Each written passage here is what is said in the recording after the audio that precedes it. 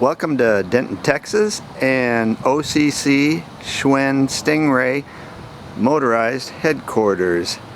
It is my privilege to show to you 4 beautiful OCC Schwinn Stingray bikes that have been converted to motorized, and I built all 4 of them. And just to start off, let me make note of the fact that all of these bikes, everything on them is brand new. The bikes were brand new. All the accessories, the engines, the seats, the sissy bars, everything, every bolt, nut is all brand new.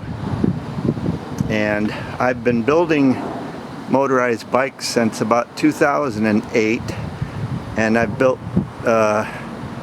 quite a number of these, and every time I build a bike I learn something about building them, and I incorporate that into the next build so that the bikes are, this is the best that I've built. There's a lot of different ways in which that is will be shown, but to start off with, let me just point out some of the basics here. The engine is the YD100, and if you're unfamiliar with it, there's plenty of information online, and the YD100 is got a very good reputation for these Chinese-made bike motors, and not only for their ability to upgrade them performance-wise, etc., but also for endurance. They create a lot of torque, and they're just all-around good motors. You can see YouTubers that have compared them with other comparable bike motors that are popular, and I just watched a video where the YD100 performed much better than the ST80. So do your own research, and just know that when I purchased the engine, it was because I purchased a number of other engines, and I've had success with this one, and I like them. So anyway, then in addition to that, all the accessories on these bikes, it started out as just an OCC Schwinn Stingray, and I removed the handlebars and the seat because these bikes are 20-inch bikes, and at that size they're almost restricted to kids. If you ever see these people on their motorized OCC Schwinn choppers, and they have the original seat and the original handlebars, they just look way too big. But with the banana seat and the ape hanger style bars that are cocked forward, I'm 6'2", and I ride one quite comfortably. And my wife and I used to ride them tandem. I'd be on the back and she'd be on the front of the seat, and we put probably 3,000 miles on one that was very much like the Stars and Stripes bike here. So they have different seats, different handlebars, the grips are custom. Everything about this bike essentially has been customized, and you see the sissy bar has a shock absorber, and it's not going to take much, but it's going to take a little bit off of your hit going down the road. Main thing with these bikes is just be careful, look ahead, and don't hit any potholes or anything, because they will bounce you all over the place. So you just have to be careful. They also have, in my experience with building these bikes, the person that I purchased this engine mount kit is the absolute best kit that I've ever used. I mean, you can slide the motor in, out, back, forward, and he also made the custom exhaust, which is somewhat loud, which I like because, as the saying goes, loud pipes save lives. People become aware of you, and all of that. So anyway, it's a very good setup, and the best that I've experienced, and I've seen a lot of other people who have talked about them on YouTube, etc., and very popular builder. So I use those. And then another upgrade that I did here, you can see on this bike, see this is the remote control for a blinker system. And so you have a brake light and a blinker system, and it will flash and it'll show you which way you're turning and all that stuff, so you're not lost. You'll know when it's on and know when it's off. And that tail light really is bright, so it's not something dim, it is bright, and you can see it at night, and it's rechargeable. This takes a regular, like a watch battery, and the batteries are all brand new, everything's brand new, like I said. And I also purchased a bunch of these orange county chocolate bags, because one of the things about these motors is they vibrate quite a bit and things get loose, and so it's always smart to carry some basic hand tools. There's a couple of Allen keys and like a 10mm, 12mm, 14mm, 15mm, maybe a needle nose set of pliers to have it with you in case something comes loose. You're not stranded in some way, you can repair it. And another thing that's on all of these bikes is every one of them has this chain tensioner back here, and that is a really valuable asset, because when it comes time you want to have this wheel going straight.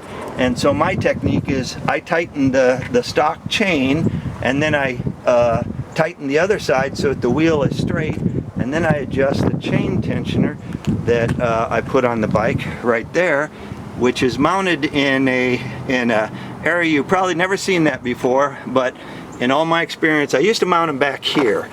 I used to put it back here, and it was just so crowded with the brake mechanism and the chain guard and everything else. It was always a pain, and so I thought I'm going to put it down here, and this is just the perfect spot for it, and it works really good. And as your chain gets stretched, as they will, you have plenty of movement to move it up and down, and if it ever gets too bad, you can always take another link out of it and start the whole sliding process of adjusting it over again. And so that worked out really good. There's a number of other things that I did. As I said, this building of these bikes has evolved over the years, and here's one of the things that I did here. Because of the vibration issue, I manufactured these brackets to hold the tank on, and I rubber lined the inside of them, and also on the bottom of the tank. There's also rubber on the bottom of the tank. I also put rubber underneath the motor mount down there, and the chain guard. Now all that's going to do is get rid of some of the vibration, the noise of the vibration, and it will also help screws not to be struggling to get out. And in that regard, I was very careful to make sure that everything has got a lock nut on it, and I used Loctite on all the critical places for that. So another thing that I did is I put like a motorcycle fuel filter, little aluminum canister there, which is a much better filter than those cheap ones that come with your bike kits. The biggest upgrade that I did is, you know, these kits come with these sprockets, and they have these little rubber pads, and you basically bolt the sprocket to your spokes, and you get jolted around quite a bit, motor running, stopping, etc., and it can damage those spokes. And so I just center the sprocket, and then I hard bolt it to the hub, and you don't get the wobble that you get when you got it to the spokes, where your sprocket will wobble back and forth and cause your chain to fall off. It's just very, very precise, and a much better way to do it. So let's see. Oh, another thing that I did was see I'll show it on this bike. You have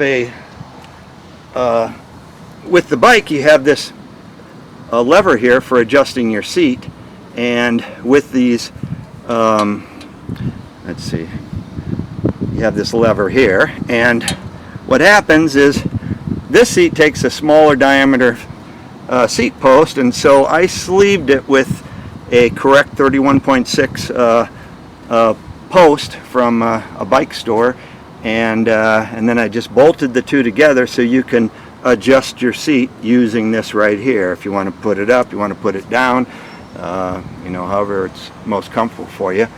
And let's see, I'm trying to think of other things that I should.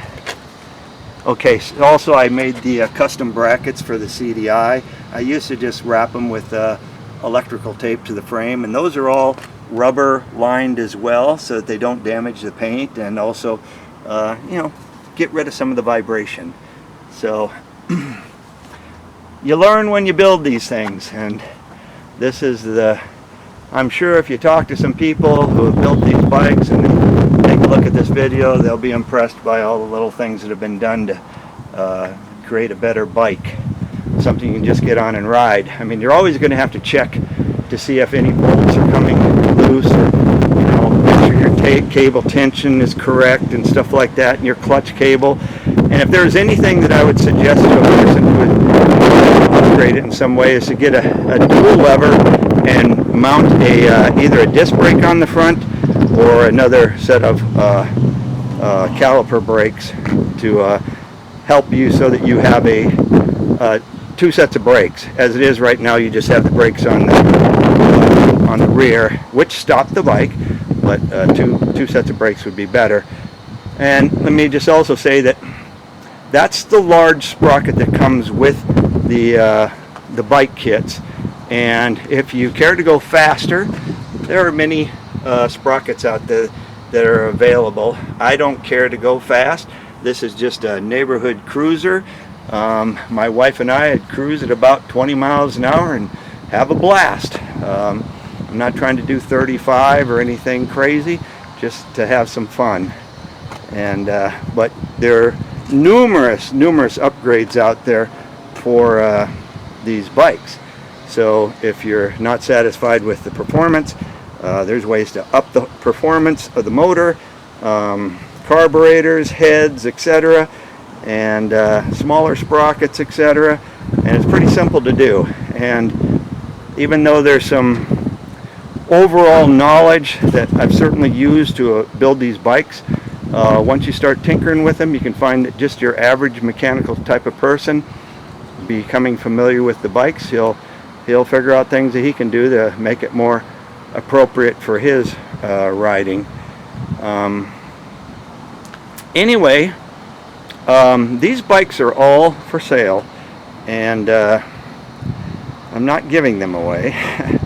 I put a lot of work into them, and it's very difficult to find these bikes anymore, to find new ones, and these are all new. I remember when you could find them on eBay, 15 to 20 of them would be on there, and they'd be selling from $800 to $1,000 a piece, and now they're not available. I don't ever see them very often anymore, because they stopped production in 2006. So I found a source for some, and I bought them up, and then I just decided that I'm going to do a bike building all four of them. You get into the rhythm of it, you make your changes, you know how to do it to the next one, to the next one, to the next one, and economize your time, the old assembly line way of thinking. And so that's what I did, and these bikes are ready for summer. They're ready to have some fun. And I can tell you, my wife and I, we used to drive ours out on this paved country road. This is not an off-road bike. This is a cool street bike. You'll get thumbs up everywhere from everyone. And we had so much fun riding out in the country with these bikes. And we only got stranded one time when I had a rear sprocket come off because I didn't use Loctite. And another time we had a pinch flat because I didn't notice the tire was low on air. So I've never had any engine failures of that sort that have ever left me stranded in the, I don't know, 6, 7, 8,000 miles. I don't have an odometer for how many miles I put on these bikes, but they've proven to be pretty reliable. You just have to stay on top of them. And let's see. Oh, another thing I want to mention. These pedals have been, it's real simple. You take the cap off and loosen the nut and pull the crank off. You got to do it on this side over here. So you just take that pedal off and then you just reverse it and put it back on and put the bolt back on, and you can actually pedal it. The pedal will clear the motor. In my world, I'm not going to pedal something that I can drive, so I don't have it pedaled, but that makes it street legal, depending on where you're at. I don't know what the laws are in your particular place where you live, but here in Texas, that makes it street legal to be able to pedal them. But I pulled up actually to the stop light with police officers before, and they don't care. It looks cool, have fun, guys. That was kind of their attitude. But anyway, I left contact information, and if you're interested in these bikes, give me a call. Let's see if we can work out a deal. Thank you for watching, and hope you learned a little bit about how to build these bikes if in fact you're building one for yourself. Thank you. Bye.